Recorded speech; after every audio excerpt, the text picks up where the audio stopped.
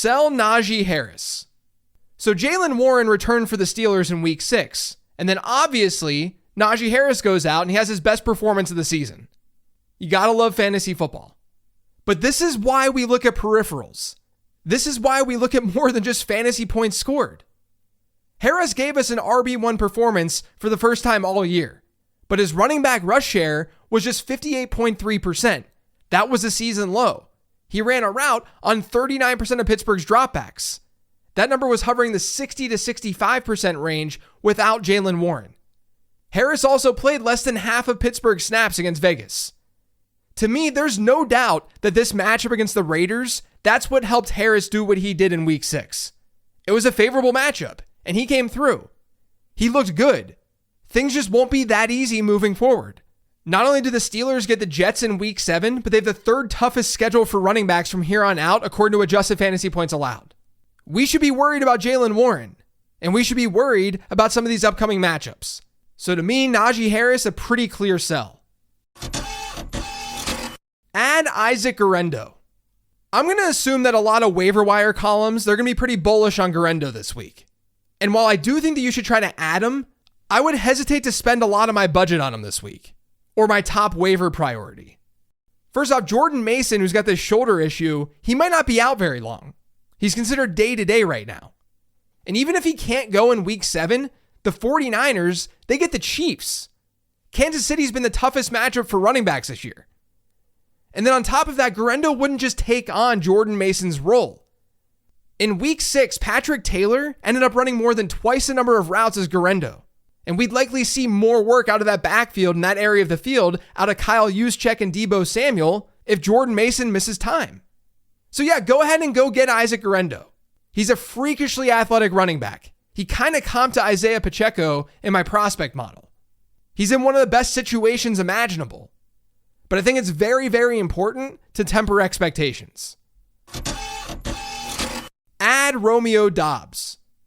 So a few weeks ago, you guys might remember that I talked about Romeo Doubs as a buy candidate because Jordan Love was coming back. The entire passing attack for the Packers was going to get a bump. Everyone was rightfully on Jayden Reed. I was on Jayden Reed too. But Doubs is kind of like a low-key buy because he was running the most routes on that team. He was going to give you the most consistent opportunity outside of Jayden Reed. And then Doubs had his off-the-field issues in week 5, but he came through in week 6. He had a multi-touchdown day. His target share was only 13%, but he once again ran the most routes at wide receiver for the Packers. No Green Bay player right now has a 20% target share or better on the season. They're spreading things out. But Dontavian Wicks is now banged up. And Green Bay gets the Texans, the Jags, and the Lions over their next 3. Those are 3 top 10 favorable matchups for wide receivers, according to adjusted fantasy points allowed. Romeo Doubs needs to be rostered in way more than 35% of Yahoo leagues. And hopefully, because I talked about him on last week's Sleepers episode, hopefully he's already on your roster. Buy DK Metcalf. So it's been a rough couple of weeks for DK Metcalf. In week 5, he had a 4-catch, 55-yard line against the Giants, but he only scored 7.5 PPR points because he fumbled.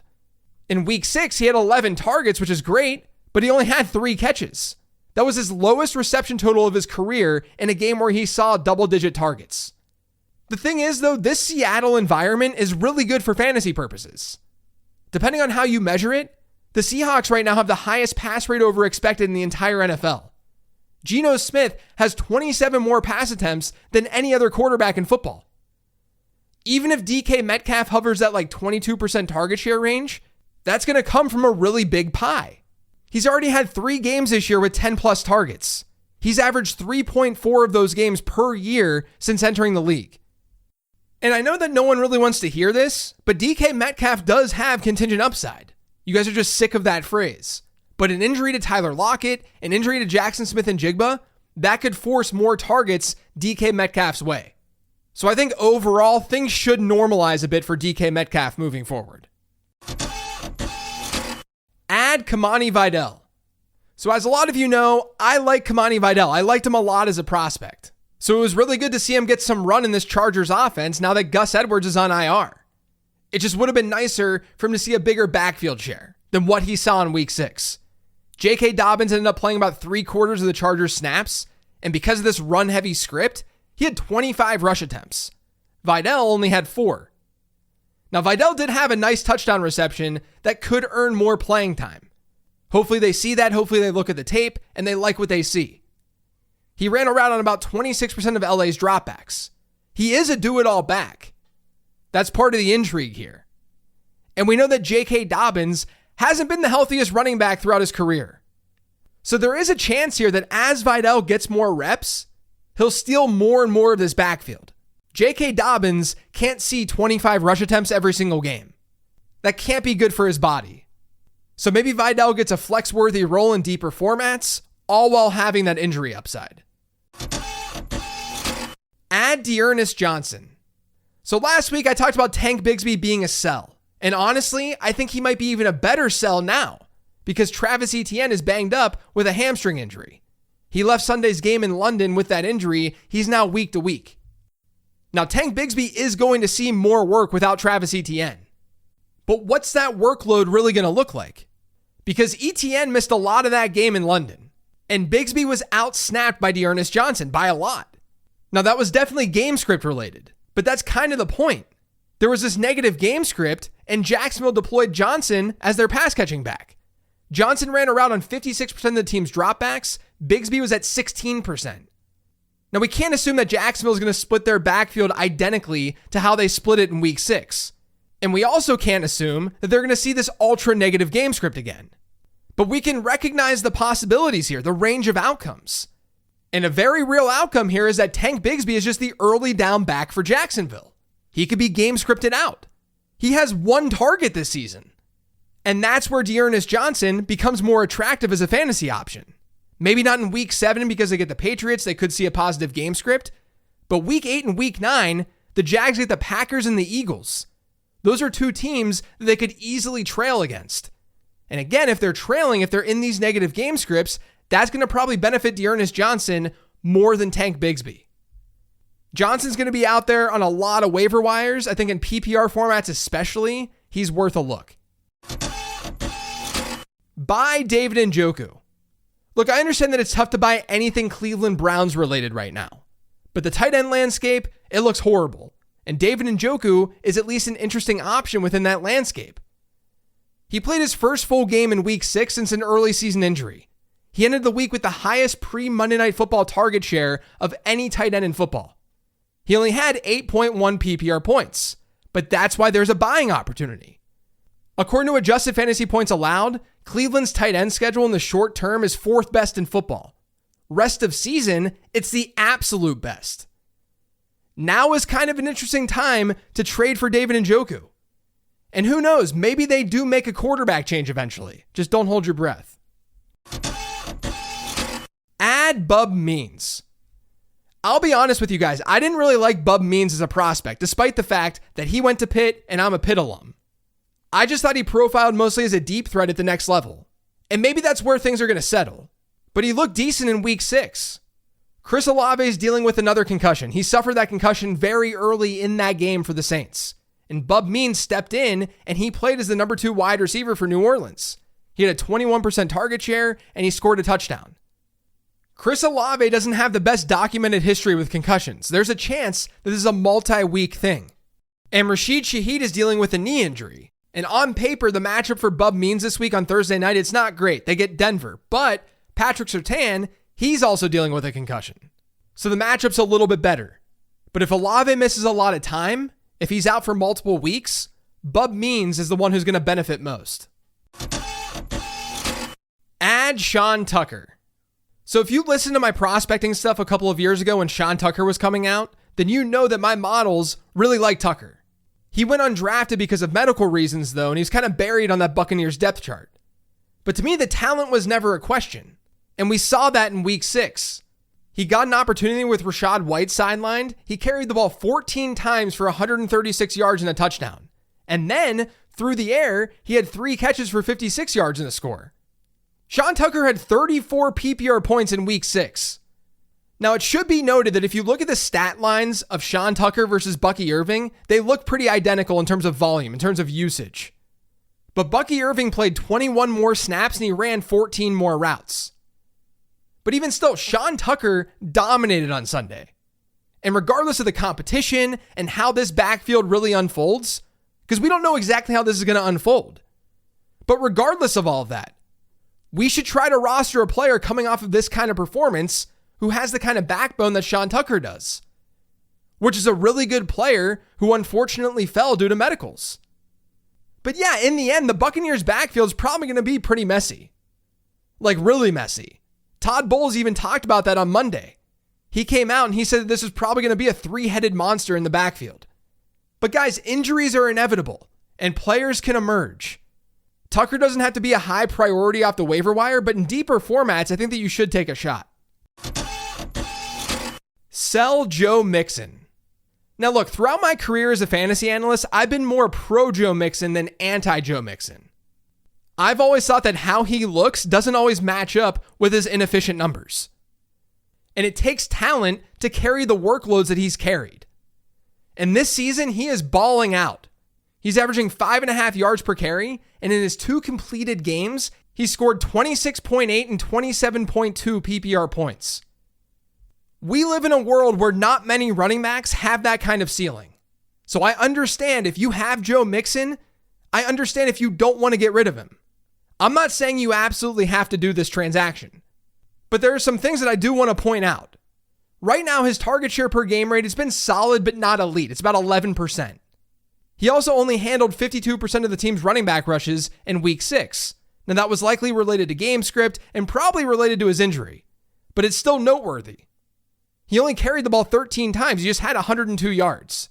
He's now, based on his touches and where he's seeing his touches, he's outplayed his fantasy points per game expectation according to PFF by 3.6 PPR points per game. The Houston Texans have also faced the easiest schedule for running backs so far this year, according to adjusted fantasy points allowed. Mixon's played in 2 full games. In those games, he faced 2 top 8 matchups, advantageous matchups. And that's according to adjusted fantasy points allowed to running backs. Things are not going to be that easy in the coming weeks. They get an average opponent when they face Green Bay in week 7, and then it's another easy one against the Colts in week 8. So maybe you want to wait until week 9 to trade Mixon away. That's fine. That's up to you. But when looking at rest of season schedules through the lens of adjusted fantasy points allowed, Houston running backs have a bottom 10 schedule. And in the fantasy playoffs, they have the second worst schedule. In weeks 16 and 17, they get the Chiefs and the Ravens. Those are 2 horrific matchups. So this really comes down to a couple of things. Mixon's going to regress to some degree. And if you're looking ahead, his matchup environment won't look as good. He's got a good shot to finish as an RB1. This transaction is more so about selling high, like selling very high, if you can get an elite price for him. And don't just think in terms of running backs. When I say this about players, people are always like, okay, which running back do you want to swap for Joe Mixon? That's not what this is about. Look at your team and look at your team needs. If you can get an elite wide receiver for Joe Mixon, then get an elite wide receiver for Joe Mixon based on your teams. This transaction is to say that Joe Mixon is probably going to regress. He's almost definitely going to regress. And the schedule does get more difficult for that backfield. That's why I'm calling him out as a sell. Add Michael Wilson. So Marvin Harrison Jr. also suffered a concussion in week 6, and that led to Michael Wilson being the team's top wideout. He ran around a 94% of Arizona's dropbacks against the Packers. That was the season high. Now we'll see how Marvin Harrison Jr. progresses through concussion protocol. As we know, every player is going to be different. But Wilson's not a bad player to have rostered regardless. Heading into their week 6 game, he had 3 straight games with at least a 20% target share. He was trailing Harrison Jr. by just 2 targets during that stretch. The Cardinals have a brutal schedule for their passing attack upcoming, but Wilson still deserves a look. Buy Dak Prescott. So I was thinking about this. After week 5 last year, on this 15 Transactions podcast, I talked about buying CeeDee Lamb because the Cowboys had played in so many weird games, and it resulted in some weird numbers for Lamb. And they had a great upcoming schedule. From that point forward, CeeDee Lamb averaged over 23 PPR points per game. I mean, he was a league-winning player. Now, I'm not saying that history is going to repeat itself here. It's just funny that we're talking about the Cowboys' passing attack almost exactly 1 year later. But things have been different this year. The Cowboys defense, and we can blame injuries, we can blame whatever we want to blame. The defense has largely been bad. And Dak Prescott, he's thrown the ball plenty. That was kind of a problem last year with those weird game scripts. It's not really a problem this year. This is more of a situation where the team has just underperformed versus expectation. But one thing that is similar to last year is that the schedule does get better for this passing attack. So far this year, Dallas quarterbacks have faced a bottom 10 schedule in adjusted fantasy points allowed. From here on out, it's the 5th easiest. After their bye this week, Dallas will face 2 bottom half matchups for quarterbacks by adjusted points allowed. Both of those games are against the Eagles. That's a team that currently ranks as the 12th toughest matchup for quarterbacks. So it's not even that difficult of a matchup. And in the fantasy playoffs, the Cowboys get the Panthers and the Buccaneers in 2 of their 3 games. Those are 2 very beatable defenses. So after such a bad performance in week 6, and with the Cowboys on a bye this week, you can probably buy Dak Prescott for something very, very cheap. I mean, some leagues he's probably going to be dropped. So it might be worth at least seeing if you can get him. Add Demario Douglas. Demario Douglas got off to a really slow start this season, but things have started to turn around. Over his last 4 games, he has target shares of 37.5%, 9.4%, that was a bad one, 30%, and 29%. Now, his targets aren't going to be of the highest quality, but plenty of you are looking for depth and you're looking for fill-ins. And Douglas has now become a high floor solution. And you know, it's funny, I was thinking about this and thinking about Drake Maye and what he did in college. He used Josh Downs, his slot receiver, a lot at North Carolina. Maybe Demario Douglas has that in him.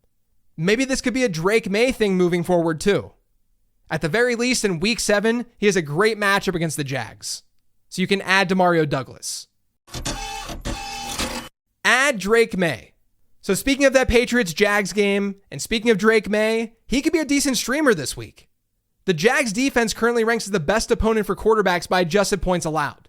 They've given up 8.7 more points per game than their opponent's season-long averages. That means that when quarterbacks face Jacksonville, they basically see a 9-point bump from their season-long average. Jacksonville is the best matchup for quarterbacks you can find. And every quarterback that's faced Jacksonville has exited the week with a QB1 performance. And they face quarterbacks like Deshaun Watson, Joe Flacco, and Caleb Williams. Drake Maye looked pretty good on Sunday, all things considered. So I think that he has a shot to continue that QB1 streak. Add the Cincinnati Bengals defense. As long as Deshaun Watson's starting for Cleveland, we're going to attack this offense with defensive streamers. And this week it's Cincinnati. The Browns have allowed the 4th highest pressure rate this season, and the only defense to not have success against them, to not have at least 3 sacks, was the Jacksonville Jaguars. That's why they're the best offense for opposing defenses by adjusted fantasy points allowed. Cincinnati's a little bit healthier on that side of the ball now, and they looked good against the Giants in week 6. As road favorites, I don't think they're a bad streaming choice. So I've got a bonus transaction for you this week thanks to James Cook missing Monday night's game, and that's to add Ray Davis. Davis looked great on Monday night without Cook.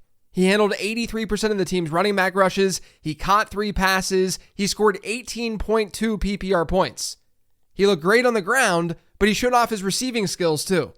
When James Cook is back, I think the expectation is that Ray Davis will be like a borderline flex play.